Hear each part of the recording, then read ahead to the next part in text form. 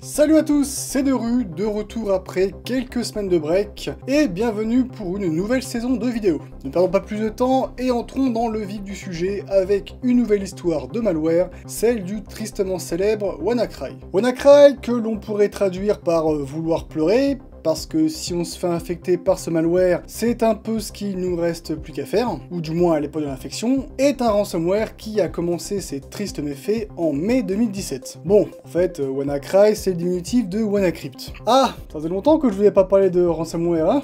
Non, juste 2-3 vidéos, hein. C'est l'un des plus connus et celui qui a ouvert le bal des infections par rançongiciel en 2017. Retenez bien cette année 2017 car il s'agit d'une année pivot dans les attaques informatiques, mais également dans la sécurité informatique. C'est à partir de cette année-là que les entreprises, surtout suite à des infections de grands groupes par des ransomware, ont pris conscience que, oui, la sécurité informatique, ça coûte cher, mais ça évite de perdre encore plus d'argent. Mais revenons-en à WannaCry.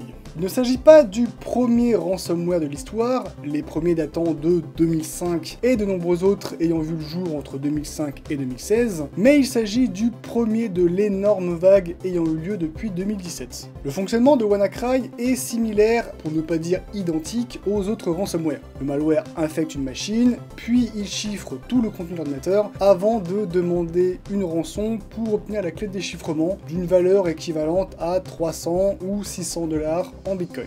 Là où il diffère un peu, c'est qu'il ne se transmet pas par mail ou par compromission de serveur de téléchargement, du moins aucune trace de ces mails n'a été trouvée à l'époque, ce mode de transmission reste donc discuté. Non, ce ransomware exploite des vulnérabilités connues, non corrigées sur des machines Windows. Ce qui fait que, généralement, si WannaCry arrive à infecter une machine, il y a de fortes chances pour que les autres machines du réseau possèdent la même vulnérabilité. Et là, c'est l'effet domino. C'est également en ça qu'il fait peur. Pour les mails ou les sites de téléchargement, on peut les bloquer, les analyser, sensibiliser les employés, mais si un malware pénètre un réseau de lui-même, là c'est plus embêtant.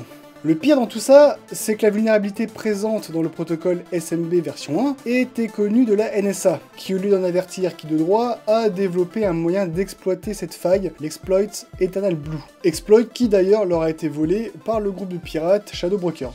Bien que Microsoft ait sorti un patch pour corriger cette vulnérabilité en mars 2017, en mai, de très nombreux serveurs et postes de travail n'avaient pas encore fait la mise à jour. Comme quoi, c'est quand on se fait shooter que l'on se rend compte que les mises à jour de Windows sont utiles. En termes de stats, en mai 2017, c'est 300 000 machines Windows antérieures à Windows 10 qui sont infectées, dont supposément 100 000 la première nuit. Cela a touché 150 pays, principalement l'Inde, les États-Unis et la Russie, mais ça a commencé par l'Espagne et le Royaume-Uni. Le système national de santé britannique en a même fait les frais à la hauteur de 20%, soit près de 50 hôpitaux, ce qui peut avoir de graves répercussions sur les appareils médicaux. Parmi les victimes de WannaCry, on retrouve Vodafone, FedEx, Renault, le CHU de Liège, le ministère de l'Intérieur russe et encore beaucoup d'autres. Bien que les auteurs de WannaCry n'aient pas été identifiés, l'analyse du code du ransomware présente des similitudes avec d'autres malwares créés par le groupe Lazarus, soupçonné de travailler pour la Corée du Nord. Mais aucun autre élément n'a permis d'étayer ces soupçons.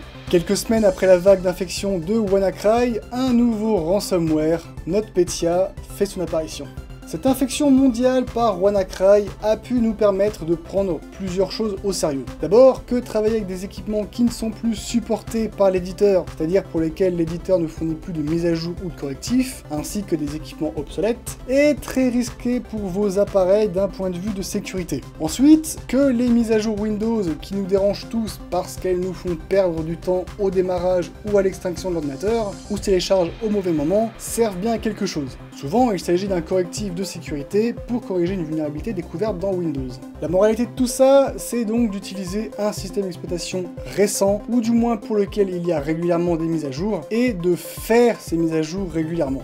J'espère que cette vidéo vous aura plu. Si c'est le cas, n'hésitez pas à la partager pour qu'elle soit vue par un maximum de personnes. N'hésitez pas également à vous abonner et à laisser un pouce bleu afin de témoigner l'intérêt que vous portez à mes vidéos. Si vous avez des questions ou des remarques, vous pouvez les laisser en commentaire. Sur ce, je vous souhaite une bonne nuit, bonne soirée, bonne journée et n'oubliez pas, la sécurité est l'affaire de tous.